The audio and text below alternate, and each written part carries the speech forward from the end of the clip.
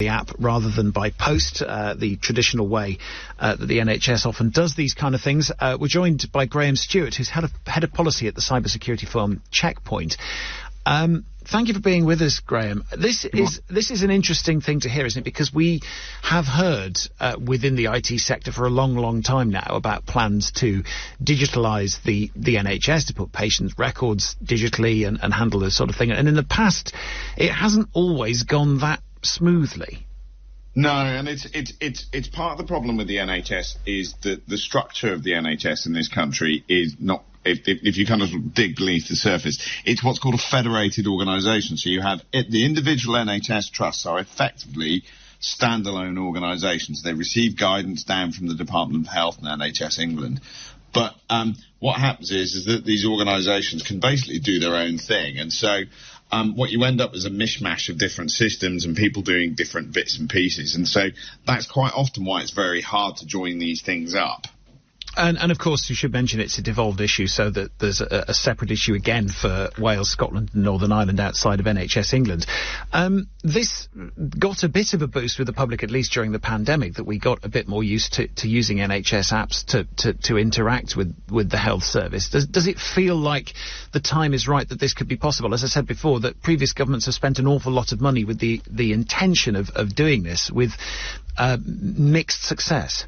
Yeah, and it's a real tough one because, as you say, it's kind of layer upon layer. It's a really sort of a labyrinth organisation, and it can be done. NHS England demonstrated, and NHS Scotland and NHS Wales demonstrated that it could be done during the pandemic.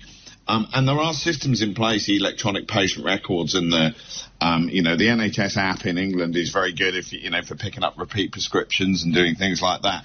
It's the extension of that. There are some real concerns because what you're going to then have is basically a repository of everyone's information. And from a security point of view, that makes me nervous because that then becomes the biggest targets. If you think about all the hacks that have happened recently, imagine a system where everyone's patient record is contained within one system.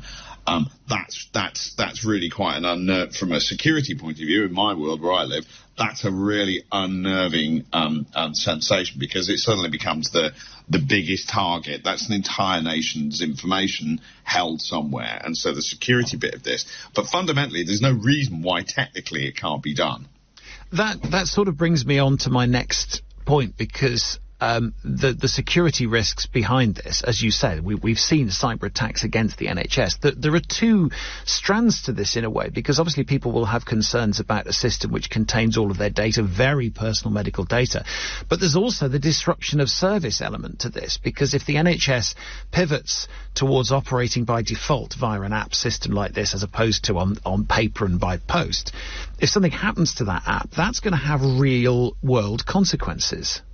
Yeah, and it does. And let's, there are some real positives, okay? And the use of apps and to drive interaction with patients is a really positive thing in the longer term.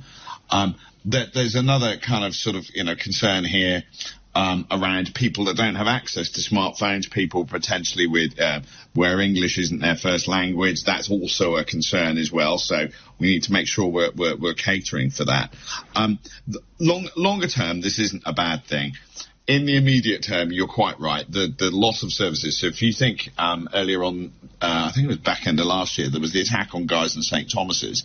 The bad guy stole some data. That's really bad, and is not to be dismissed. The thing that absolutely caused the problems was the loss of services in Guy's and St Thomas's, and they were down to 10% of capacity to do pathology, bloods, things like that.